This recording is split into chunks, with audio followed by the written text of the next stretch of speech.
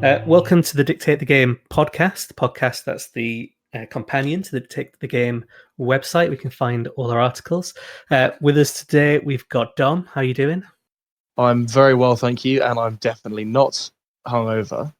Definitely not hungover. You've never been hungover on a podcast before. I don't even know what hungover means at this point. You're a man of virtue. Oh, dear.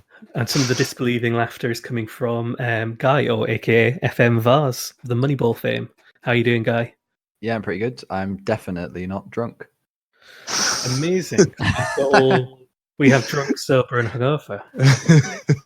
Feel kind of left out. I should have started drinking for this. Oh, do you want me? I'll grab a beer, actually. No, I shouldn't. Okay, cool. Don't drink and pod.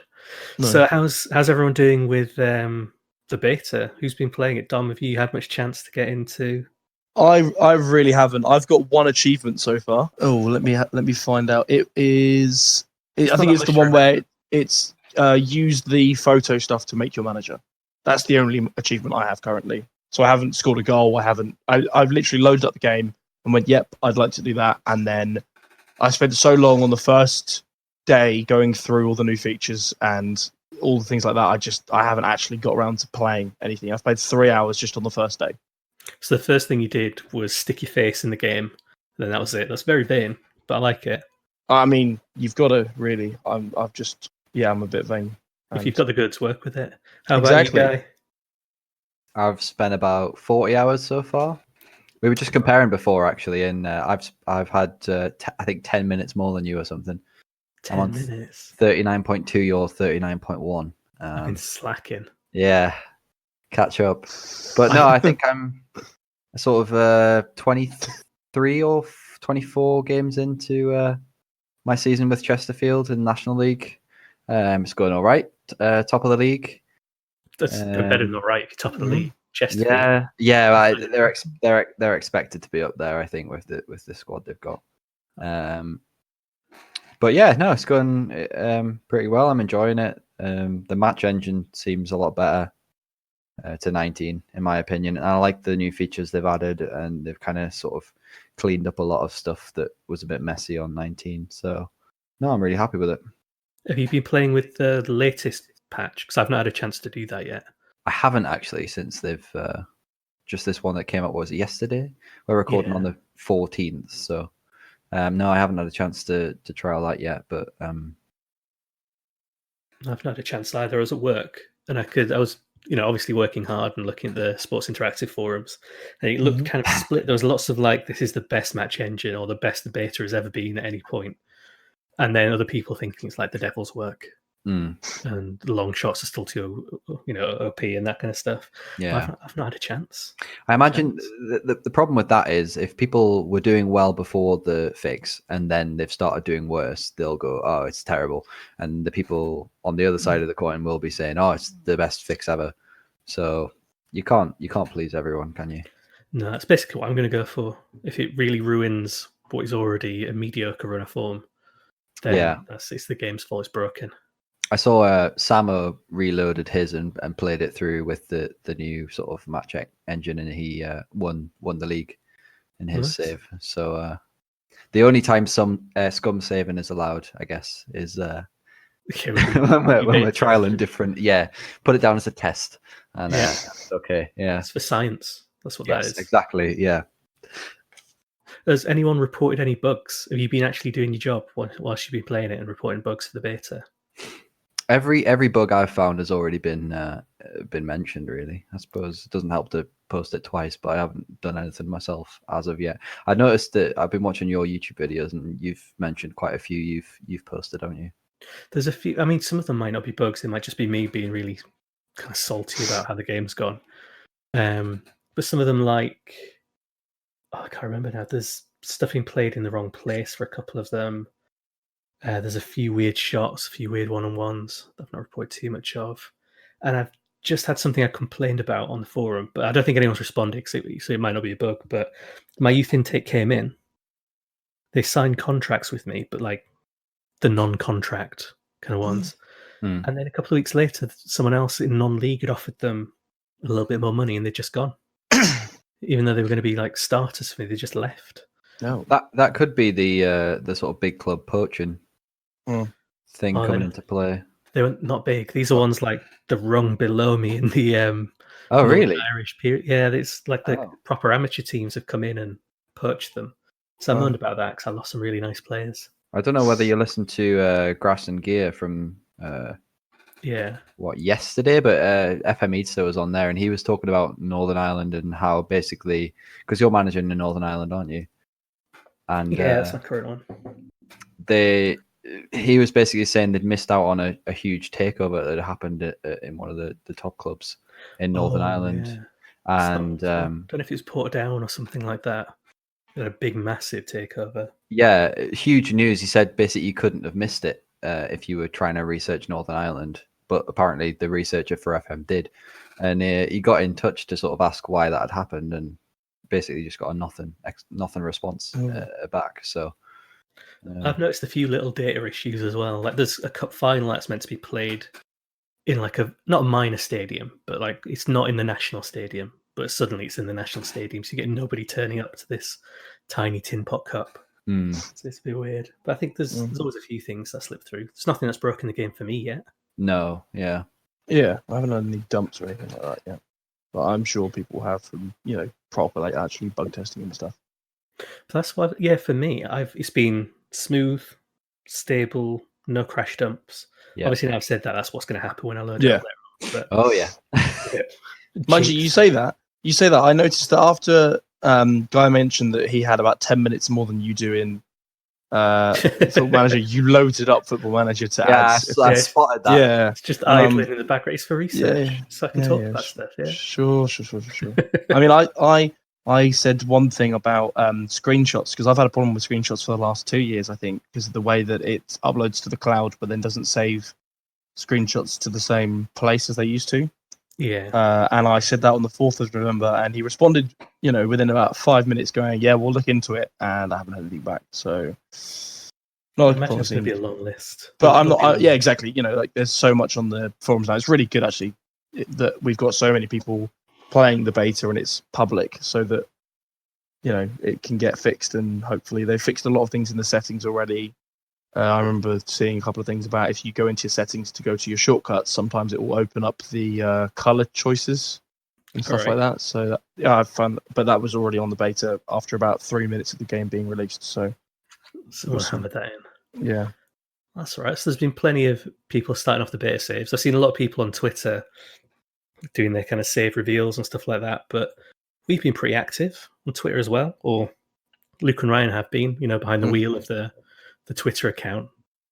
But we've got a few articles up on the webpage. We've actually managed to put up quite a few that seem to have landed quite well. We've got some from I'm going to ask you your favourites in a second, so you might need to open up the webpage. Yep, I'm already on that, don't worry. Already on it. So we had a few by Iho, Crusader Sar. We've had some from Paul, aka the Northman. Obviously, his byline on the Dictate the Game website is Paul, aka the Northman, all as one word. So it looks like Paula. So Northman. Yeah, so I'm wondering if he's just telling us something with that. We've had a lot of guides from Luke and Ryan as well. And Guy, did you have one up yesterday or the day before? Yesterday it would have been, yeah. Yeah. Another guide, just sort of basically how I start a save and what I do when I join a club, that kind of thing. Just it's more like a beginner's guide for people who are well versed with the game. There might not be a lot to learn from there, but sort of people who've been out of the game for a while or players who are new to the game, there's definitely a lot of stuff in there that will help you sort of settle into a club and have a successful pre-season, really. I think you made a good point about people coming back to it as well. So you've taken a couple of years out of FM, or you've been playing maybe the touch version for a bit, and then you go into the full fat one. There is a lot that's changed. You probably don't notice it as much because we do it, if we're playing it, properly hardcore from one version to the next, you don't notice as many changes, but it's a good guide. It'll help them. Yeah, I play a lot with some of my friends, and the last game we played was 18, so we've been playing 18 for 2 years now, and they've sort of transitioned to 20, and obviously you've got the tactical overhaul that came in with 19, the training, and everything else that came along with that sort of UI change, and then also the new stuff they've added this year. There's a lot of new content there. So yeah, it's just to sort of retouch that. I think I did another one. I think I did one last year, but on sort of starting a new club. But yeah, hopefully there's a good amount of information in there for people sort of who haven't played in a few years, to sort of get them back up to speed. Some good stuff there as well that you might miss, like managing morale. Yeah, I think that's one that goes under the radar quite a lot, actually. But I always set my pre-seasons up to just sort of get as much morale as possible. Like I see a lot of people try to set up in terms of gaining a lot of finance, so setting your team up against loads of big European teams to just bring in as much money as possible. And that's all well and good. But then if your team's morale is on rock bottom come the start of the season, you're not really going to be able to pick that up from there. So if you can get some big wins in early, do your team talks right. I find like criticizing players' training as well is another good one. So I tend to do that quite a bit. If it's under sort of 6.5, I'll just criticize them. You got standards. Yeah. But just anything to keep the morale high, really, and that seems to help me a lot in terms of results. How about you, Dom? What have you been reading off the website? Jay Thornton has recently come back to writing for us, and he's doing a save this year with Yeovil Town, which are obviously a team that are very close to my heart. Obviously, recently they've been relegated to the National Cup. Well, not the South, but the Conference at the 5th tier. And there's been a bit of issues with them in the press recently regarding some racism from fans and things. So it's not a massively proud moment to be a Yeovil fan, but they are doing. I think they're second or third in the league currently, and they're doing okay. But it's nice to see someone doing a Yeovil challenge, and I think quite a few people are doing Yeovil challenges this year because they are a much bigger club than most of the other teams in that league, and it gives you a chance to kind of go up the leagues with a small club, and it's quite a good starting place. But Jay's, I think it is, and especially after getting back-to-back relegations about I think it was about 3 or 4 years, about 4 or 5 years ago, and then being stuck in the bottom of League Two and then finally getting relegated. So it's pretty sad, but they've got quite a good squad this year. But they do need, obviously it's non-league, so you can get in some quite good players and absolutely crush a league. But I just love a Yeovil save, if I'm being honest. There's a couple of people. There's a guy, I think his name was Ryan Priddle, and he every year did a Yeovil save. I don't know if he's from near Yeovil or whatever, but every year I see him on FM Central doing a Yeovil save, and I'm just very, very happy. So dedicated to rescue. Yeah, exactly. They need desperately to be rescued. So I'm quite happy to see them, being looked after. And talking about a club that also needs rescuing, there's you've been looking at Man United. Yeah, he has, I think. It's been good. It's a really good one about the Young Devils. Was it the 3-3-1-1 Bielsa tactic? 3-3-1-3. Oh yeah, that's the one. Yeah. That makes more sense.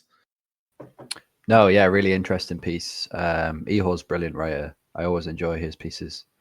And yeah, really interesting stuff what he's going to try and do there this year. So if you're a United fan or interested in sort of Bielsa's tactics, he's basically trying to form the future of the club around the youth prospects they've got coming through, like Tae Chong and Greenwood and players like that. So yeah, really interesting mix of sort of interesting tactics and youth development. So it should be a good series. I'm looking forward to that one. He's good with his series, isn't he? When he had the Roma one as well. Yeah. Before that. And who did he and have? The Dynamo one as Dynamo, well. Yeah. That's good. Yeah. Very good. And you're underselling yourself, Pelham, because your hoofball article was very enjoyable as well. Oh, thanks. I love a good bit of swinging elbows. Yes, yeah. Lots of good information in there. Graham Taylor as well. I like the stuff on him. I've read quite a bit around him and his kind of sort of tactical philosophy, if you like. Well, he gets a bad rap, doesn't he? He really does. Successful. Yeah, he did really, especially was it Watford? He was Yes, with. yeah, Lincoln first and then Watford. Yeah, but it's sort of internationally that people most know him for, and he gets a bad rap for the job he did at England. But no, yeah. I thought I'd put that in because that's mainly what I've been playing. Just because if I'm playing in sort of the Northern Irish third tier, I think it is, I don't really have much options. I've got I can't imagine Tiki Taka would go down too well. It would work for 10 minutes and then it'll collapse. Yeah. But I always enjoy doing that. And there's on the Sports Interactive forums, there's a really good thread actually about hoofball. I think it's been going since like FM 18. So I think the very first opening post is from then, and it's just kind of carried on through the last couple of versions. Right. So it's got a bit of continuity, so you can see how it used to work. But yeah, it's good fun. Good fun, a bit of crazy gang. Which kind of takes us on to what we're planning on doing. So I know, Dom, we were talking about it before we started recording. Yeah. What are you planning on doing with your FM26 Well, when you're not hungover? I've been when I'm not hungover, which is once every 2 weeks. You might fit a season in by the end of FM20. Yeah, my challenge is to finish one full season on Football Manager this year, like an actual season rather than just a simulation. Or because I'm finishing my maths degree this year. I'm not doing a master's in data analytics, but I am still quite interested in statistics and that kind of stuff. And one thing I'm quite interested in doing is last 2 years I've done articles on, basically it's a regen guide for countries and clubs, and it just lists teams that have really good facilities and countries that have really good youth ratings. And essentially what happens is that nations are given a value, and that value is between 0 and 200, a bit like current ability and potential ability. And teams like, I think Brazil had about 150, 160 last year, and England had about a 125, I'm going to say. Right. And I want to see how they change over the last couple of years, because obviously the editors and stuff are all on Steam. And I think all of the editors from the last 4 or 5 years will probably still be on. Let's have a quick look. They should be. Yeah, I don't know why they would take them down. Yeah, I've got all the ones back to, in fact, 2012. So I could even go back all the way to 2012 and have a look at, the top nations and how they've changed their youth ratings over time and what that maybe suggests for certain world football and things like that. So I'm quite interested in doing that. Do any of them have 200? Do you ever see any? No. I think the highest. I've got a feeling that 160, 170 is probably the highest they've ever gone. I can't see them going much higher than that. Like if it's like 200, it means that you're producing like 2 Messis every year. So that'd be all right. Yeah, it wouldn't be bad. I mean, it'd be great for a save, for example, if you were, say, managing like, I don't know, San Marino or whatever, but just set their youth rating to 200, and then but you need the facilities as well. But it would be good. I think that'd be quite an interesting save to try and make all the smaller clubs, all nations much better. Maybe swap the youth ratings, so you give like Spain, Brazil, and England all like 30, and give San Marino and Gibraltar and St Kitts and Nevis and give them like 200 or whatever. Turn them into a powerhouse. Yeah, I think that'd be great. Everyone loves the kind of wonder kids, the youth regen. I think Paul, so the Northman's, one of his last articles on the site was like wonder kids under 1 million from Spain, that kind of thing. Yeah. So if you find a country that's producing them, but they're cheap, you're onto a gold mine. Well, that's the thing. Obviously there were quite a few. I think in the article I said, I think Brazil had 163, but even countries like Nigeria had a 120, which is the same as England in 2018. And Russia had a 118, Colombia 117, Japan had 112, and Jordan had 107, and Belgium had 110. So it's there's a few surprises in there. You can find some very good underdogs that you wouldn't necessarily expect to find, but actually can produce some decent players. So. I did used to like going to, say, Japan or Nigeria or Ghana sometimes, and just checking out the international like under 20s. Yeah, they were always good. I normally end up in Eastern Europe for stuff like that.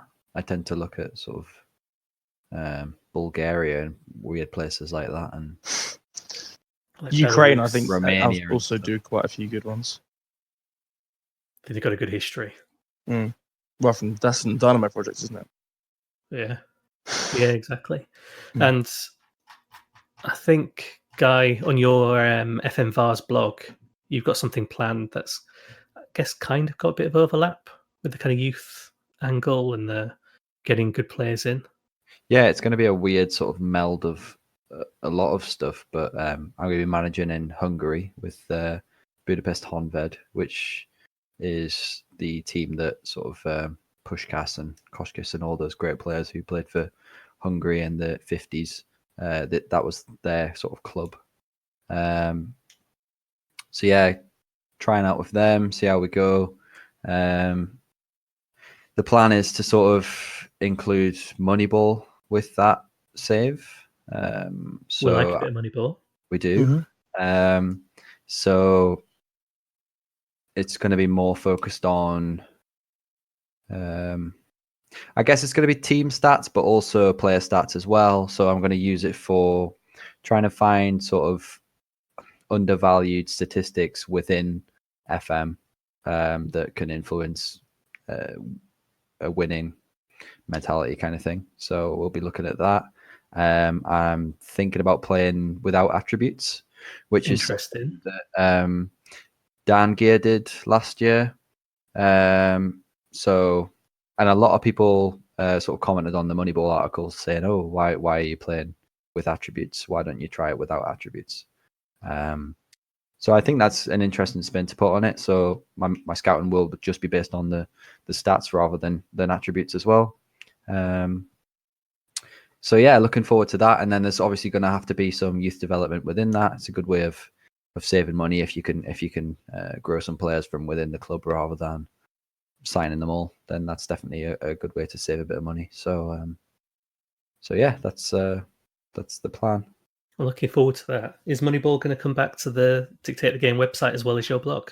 So Moneyball is going to be on Dictate the Game, and then my blog's going to be more sort of historical context of the influence that Hungary had on football in general, and then sort of generic save updates as well, linked into that. So yeah, the Moneyball content, you want to be right here on Dictate the Game. And if anyone doesn't know the history and influence of Hungary, they should first of all feel really ashamed. They should stand out in the rain for a bit. Yes. And then they should go read your blog. They should. Well, it's a good place to start, but there's a lot of literature out there. But Jonathan Wilson, in particular, is a big advocate of sort of Hungary's influence on the wider game. So if you're interested in that kind of thing, then yeah, his literature is a good place to start. But yeah, certainly start with my blog. You don't have to pay any money to read that, and that'll give you sort of a good overview of how Hungary gave England a mighty good spanking, and went on to almost win the World Cup as well, but for a massive upset in the final. So yeah, it can't be understated how big their influence was. It was really the sort of precursor to total football, sort of like the Dutch way of playing that sort of took over really, and you can still feel that influence today. Yeah, Hungary was sort of the precursor to that. So it's really interesting to read about. Yeah, give it a bash if you don't know about it. It's definitely worth it. It's interesting what kind of styles you can try and bring into FM20 as well. I don't know about you guys, but in the run up to like the beta and then the proper full version, I've been sort of rereading football stuff or trying to find more documentaries to sort of rewatch. So obviously, I kind of just play the Crazy Gang BT documentary on a loop whilst I sleep. But other than that, I've been sort of revisiting a lot of stuff just to get inspiration. I think you can see it a lot in the community as well. There's a few blogs and things like that out there where you can see the kind of history behind the choices that people are making. There's some really good stuff out there. I always think tying it to history can be a really good way to sort of make you save that little bit more interesting rather than just the generic, oh, I'm managing X team and this is what I want to do. Tying it to that kind of historical context can give it like flesh it out a bit and give it a lot more sort of character. So that's definitely one of the reasons why I picked Budapest to manage. It helps you keep it going as well, doesn't it? When you hit the rough patch. Yeah, exactly. Definitely, yeah. Everyone knows that stage in a save where you just like, you know, you're halfway through a season or you just finished the season and you think, oh, it's another rebuild or it's another transfer window or it's the end of the season. And sometimes it's very difficult, but if you can keep it engaging, which keeps it relevant to, you know, an audience listening. I mean, we were just saying before the podcast about one of our old writers, Eric. He's racked up something like 120 hours already on FM because he doesn't have to worry about producing content or anything, and he's just, you know, enjoying the game. So it can be quite difficult as a content producer to actually produce it. And I actually remember talking to Dave. Me and Guy did a great interview, and he was saying that sometimes it's very difficult to stay motivated for a save because you're doing it's almost like work. Yeah. Which is a real shame. Obviously, like, you know, we don't work for this. We just do it for a bit of fun, but it can sometimes feel like that, and it's difficult to kind of get through that. What's like, you know, that wall essentially. I think that's one of the positives because at the minute my beta save with Chesterfield, that's going to be my sort of fun save, if you like. So I'm not going to be producing too much content on that side. That's just going to be my long-term save in the background that I can play if I've got half an hour or whatever to kill, and I don't have to think about it too much. Yeah,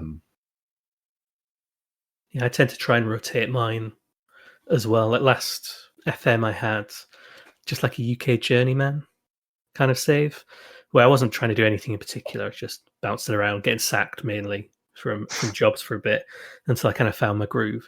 And it was just good to have something where there was no kind of, I don't need to record this, I don't need to write about this, I can just play this on the Steam Link on the sofa whilst pretending to be watching TV, that kind of stuff. So it's always nice to have it as a backup.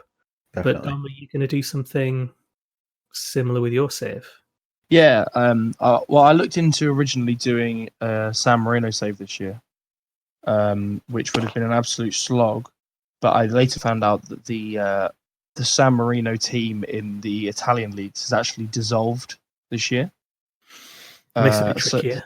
Which would make it a bit more difficult for me to win the Italian leagues without an Italian team. And then I've seen quite a few people talking about doing Andorra this year because they've now got a team in the Spanish leagues. But that would also require an update from Klaassen or someone to make a league pack, which I would do. And then I actually thought of doing a British Steel challenge, which, for those of you who don't know, is essentially a challenge where you start unemployed in the United Kingdom, and you have to try and win the 37 or 38 different leagues and cups across England, Wales, Scotland, Ireland, and Northern Ireland. And if you can, try and do it with only English and Irish and Scottish and Welsh and Northern Irish players, which sounds like an absolute slog, and it will be if I try it or, you know, get anywhere with it. But I think it'd be quite a nice challenge because, you know, you can play for 3 or 4 years, complete something at a club, and then just go to a completely different league setup, and it can feel like a fresh save. That's kind of what I'm hoping to get out of it, in the sense that I can keep it fresh by moving. Because whenever I start a save in Football Manager, I never really start journeymans. I usually start a club and think, I'm never leaving this club. I'm going to create a legacy here. So it'd be quite nice to do a save where I actually go into it going, I'm going to move ship after 5 years, like minimum. You know, that's quite interesting because I normally start a save thinking I'm going to treat this as a journeyman, and this is the first year that I've actually thought I'll stick this club out for the entire save sort of thing, which is good for me because of the updates, that the longevity of the, you know, the 5-year plan and all that, and the development center. It's a lot more long term, which is good if you aiming on staying at a club for long, which I am this year. But no, generally I like a journeyman save. I like moving around. I get bored. I know. I get attached to my players, so I don't want to leave. And I don't like selling players very often because I get too attached to them. You have the best of both worlds, though. You'll be able to drag them along with you to a new club if you step up. And the thing I'm worried about, though, is getting his son at some point and then be dragging him through like 4 or 5 different clubs across England. And it'll essentially just be like me moving house and he has to come with me kind of thing, rather than, you know, actually, yeah. We change your name to Steve Bruce and just keep signing him. Yeah, definitely. Every time. Every single time. He tried at Newcastle, you know. He tried to sign El Mohammadi again. That's not the news you want, is it? No, we weren't having any of that. No, thank you. Sounds like there's going to be some fun saves. I think the club vision stuff's going to change things for a lot of people. I think it's going to lock a few more people into like longer term legacy stuff. Mm. But I think it's also going to be useful for when you plan your next move as well. So I think I'm hoping that it picks up on the style that you play, so that you're more likely to get picked up by a club that wants to play the same, version of football you've been successful with, or doing the same kind of philosophy with that particular club and try and carry it on with you. I'm kind of hoping that'll make it kind of more sensible when you make a change. Because in the FM19, there's not often a lot of I don't want to say narrative, but backstory. You just make a move, and it might not be a move that makes any sense. But at least with the kind of club vision, you can say, well, they know me as the fixer, so I'm going to go in and fix this. I save relegation-bound clubs, or I'm Steve Bruce and I don't. That kind of stuff. Alan Shearer. Yeah. Shearer. Yeah. God. Andre released an article the other day, Casey Renzi. I think it might have been this morning I read it, actually. But he'd been looking at sort of how the board reacted to him not following their sort of perceived style of football. So he changed his style of football from sort of attacking possession-based football to more sort of counter-attacking direct football.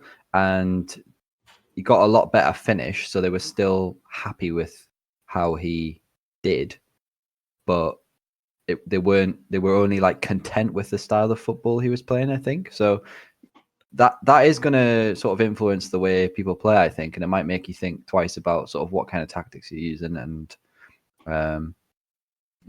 weighing that up against, if I play this way, I'll get a better finish and I'll win more, but the board might not like me for doing that. And then if that, if the initial results aren't so good, then maybe you might end up getting sacked, that kind of thing. So it's definitely going to make the game more interesting and maybe more difficult as well for those of us who tend to, win everything within the first few seasons or whatever. I don't think I'm going to have a problem with that. That's not going to happen. No, I don't think so either. But there's a lot of people out there who, you'll see them, Bolton saves and they'll be in the Champions League within 3 or 4 seasons or whatever. And that's back where they belong. Yeah. No, Guy, I'm pretty sure you had a really good start to your save this year. Am I right in saying you won 7 in 7 or something like that, and you were going, oh yeah, this is easy? Yeah, with Chesterfield. Yeah. I got manager of the month the first month. All my friends were taking the piss at me, or congratulate me, or both. That's because you save and reload, though, right? So. Yeah. Scum save, mate. That's the way to do it. Yeah, that's actually the best way to play Football Manager. It's just to cheat yourself out of achievements. Concede in the last minute, Alt and F4, then load it back up. That's how it's done. That's how you get good. That's how you get good.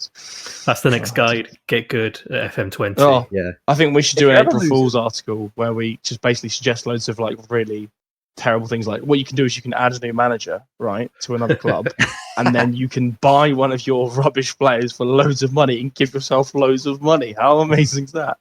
I used to love doing that in Champ Manager 99. Suddenly Telford had all the money. Yeah. Oh dear. That's just silly. Yeah, I think definitely we need that article. Yeah, I'll get it. I might do it for a FM20 release stuff. I'll do it as my first article. Don't tell Ryan. That'll be my first article.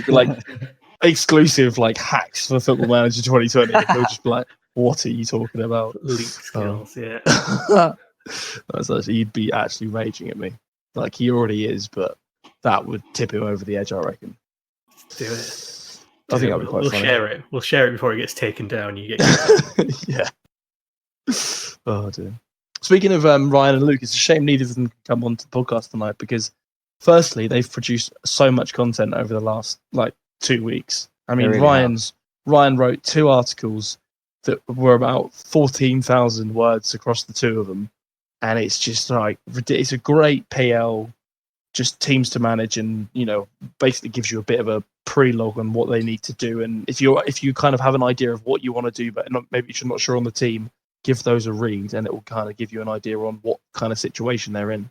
It's quite generic, but it is a really great articles for just people that are maybe looking for a bit of inspiration. And Luke's done some great stuff on the MLS, as he always does. And obviously, I've still actually petrified of the MLS, but maybe one day I'll give it a go. It might be this year. Maybe not in the Steel Challenge, but maybe after the Steel, I go over and colonize the US, and then I do the US bit as well. I think that's the progression, right? Yeah, the final flagged plant right at the end. Right at the end. And then there's the space one where there's football teams on the moon. And then we go and do that as well. That'll be the final part of that save. I reckon the start. Yeah. Have you followed Galactic Keegan on Twitter? No. You've got to. This sounds like an account I have to follow. You have to. Everyone has to. If you're listening to this, follow Galactic Keegan on Twitter. The idea is it's Keegan in space managing a space team. So you almost had that idea right there. Yeah, there's that sounds amazing. Keegan book, but it's just his Twitter updates are amazing. Brilliant. I'm going to follow it on the Dictate the Game profile now. So yeah, that's what we need. And also, going off of Ryan and Luke, I know they're not here and they want to be on the podcast, but they do you want to talk about what they recently got up to in a certain place called London? Do you want to maybe mention it? Maybe they can talk about it more when they come on the podcast. Yeah, when they can be bothered to come on the podcast. Yeah, they can tell Ryan, us. Luke, if you ever listen to the podcast, come on the podcast, please. Because tell us about your trip to SI Towers. Apparently, Promised Land. Yeah, I mean they got an invite. I don't know how, but apparently they went and met Miles and all that. Or I don't know what they did. Sorry, I have no idea. I don't know if wait, you say Grass and Gear talked about it on their podcast? Yeah, So I think FM Grasshopper was there, and Samo, and a couple of others. And Inverted. Ryan. Yes, Katie, formerly of this parish. And another one who sort of got away from me. But I think it was to do with the byline, which, if you don't know, is sort of there's a Wednesday Wisdom piece that comes out from Football Manager themselves. One came out yesterday from Dan Gear, which was a good read. If really you want to go check that out, yeah. But they're sort of producing sort of guide style content to sort of help players improve FM, basically. So if you're interested in that kind of stuff, definitely give Football Manager a follow. It comes out I think it's most Wednesdays. But yeah, basically they went down there to sort of talk a bit about what the plans for the byline are this year and how we can get involved with creating content for them and stuff. And I think there is going to be more content from us coming out on the byline in the future. So that's something to look forward to as well. And really exciting for us to be sort of partnered with FM in that sense. I think we need to sort of clarify as well that Luke and Ryan say this is the first Dictate the Game meetup, but we established before the pod that's not true. Yeah. Sorry. Knocked my microphone out, so I sound really distorted there. But yes, I'm actually going to argue that isn't the first meetup, because another writer called Jay, actually, the guy who wrote about the Oval Town save, we met at Reading Festival in 2018. So yeah, just over a year ago now. And I'd argue that was technically, we went and watched Kendrick Lamar. It was really good, but I'd argue that was the first proper Dictate the Game meetup. So. I think if they're listening to the pod, then they'll hear this and they'll argue it, but they won't listen, so it doesn't matter. They can argue it, but they'll be wrong. Yeah, definitely. It's how time works. One thing happened before the other. I'm amazed that they haven't, no one's ever thought about meeting up before. It's taken us to actually be invited to Sports Interactive to finally go, oh, actually, you guys seem all right. Like, should we meet up? Should we see each other's faces? Yeah. And it was kind of, it was quite funny because actually I was in London at the time and I was going to go and meet them and kind of go for a drink or whatever. But they had to leave early for some reason. I can't imagine why. Sort of whistle stop tour. I reckon it was just because they didn't want to meet me and Ben. So I don't want to say anything, but that's but I'm just putting two and two together here. Like, that's all I'm saying. And there is a rare picture of Luke drinking as well. No Getting in trouble way. with anyone, but No. there was a glass near him. Near him. Yeah, he was making heavy work of that gin. Oh yeah, it took him 30 minutes to have one, wasn't it, or something like that? Yeah, but yeah, he's trying. But yeah, so hopefully some more stuff from the byline in the future. Yeah. But Back obviously on you can track. see our stuff on Dictate the Game now. There's plenty of stuff from FM19 that still applies. So a lot of tactical stuff still the same. So if you want to start digging around there whilst we get more articles up and out, Definitely. have at it. I don't think that much will have changed regarding most tactics and most stuff on roles and things like that. But I think it's just nice to have fresh versions of things. I think that's what just makes everything a bit kind of nice and a bit more organic. I think was it the one new role, the inverted winger from the attacking midfield bit? Yeah. It doesn't seem that different. I think it is pretty different in the actual match engine currently. I've seen people thinking about using it to like hoover up second balls from a target man and that kind of stuff. Oh, that sounds very yeah. I might do some stuff on that actually. I'm gonna do an inverted winger guide. I'm gonna try and do the British Steel using only inverted wingers. Just as many of them as you can fit in the clickbait. Clickbait. You won't believe what we did with winger number 4. Gone sexual. Well, we said we were going to swear, we've not, so you know. I think we've been pretty good. We're not. I mean, I think at one point last year, Luke called someone a prick. Like that's Luke, isn't it? That's what he does. I mean, yeah, but that was about as bad as we've got. I think I might have said one or two words, but not at anyone. It was kind of just in passing. I swear. That's literally. You blame it on the hangover. Yeah, exactly. I'll just blame it on. It's not me. In fact, you've both got perfect excuses. Guy, you've been drinking. You can do it. Yeah. He's gone. No swearing from him. We'll just edit it in. Yeah. Yeah. I'll just edit the words together from him saying certain things. Edit me in post and then throw me under the bus. That's the way to do it. Who did you tell to go fuck himself? Idea for the podcast. I think we're about done. Are we? Anything anyone wants to add about what they've enjoyed or anything they've spotted or anything they're planning on doing before we head off? I don't know. Really, I've covered most of the stuff I've read this week. I think I'm going to try and do the cup again next year, but I'm going to do it better because it didn't work. But it was good fun, like when we did it. But we needs a bit of fine tuning. You say it's good fun, but neither of you got beaten by Luke. That's why it was good fun because me and Guy never played our semi-final. No, we didn't. We'll have to revisit that. Yeah, but we'll do it at some point, maybe at the end of the year. Do you want to do a shameless plug? I mean, you haven't technically. I don't think you actually introduced yourself.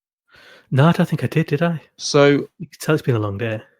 I was like, well, I'm Dom, obviously, and we've got Guy here, but who's the other third voice? Just the extra voice. I thought you were going to do a shameless plug, and you got to do the plugs. I just forgot. I've been teaching all day. This is our working hard. I'm sure. Yeah. Working hard, not striking. Oh yeah, that makes sense. I'll plug myself then. So I'm Pelham, or FM Tahiti. So you can see my hoofball stuff or some of my stat stuff if you're getting your nerdiness on Dictate the Game. Or you can look at my Beta by the Numbers series where I'm trying to do a little bit of stats with Belfast Celtic in Northern Ireland, funnily enough. It's very good, by the way. Really, really good. Really good. I'm a big nerd, so if you're a big nerd, I mean, we're all big nerds, aren't we? We play FM instead of FIFA. We're all massive nerds. Yeah, very interesting stuff. Really enjoying it. I think one of the last episodes was an XG one because I just bought a new expected goals book. So I thought I'd better roll out some of that. Was that the XG philosophy one? Yeah. Oh, I might have to get that. It's good, but the guy rants from start to finish. Like he hates Jeff Stelling. He doesn't hold back on Jeff Stelling. But it's pretty good, partly because of that. It's a good read for the stats. But yeah, you can watch that until the editor comes out, and then I'll do my actual Tahiti, French Polynesia, or Caribbean stuff. Yes. Another 100. How many did you last year? 173. 74. Where is it? 173. Yeah. Yeah. I think that's a bit daunting. I might start doing the whole season 1 episode, whatever, rather than like 159 part 1, that kind of stuff. Jesus Christ. But yeah, no, fair. Thanks. Well, thanks for listening, everyone. Come find us on the website. Listen to us and like and subscribe if you're not already subscribed and you're listening to us on YouTube, so we can get up to 100 subscribers. How far away are we from that? Last I checked, I think we were on 94. Just a few more. We'll be there. Couple more. But yeah. Well, anything to add, Lick? Oh, that joke will one day get old. Not for us. For everyone else who's no idea what's going on, but not for us. I think that we're doing, even we've moved on. There are like different people doing the podcast, and it's now under a completely new team of writers, and that will be the only recurring joke. Okay, no one will know why we do it. Yeah, no.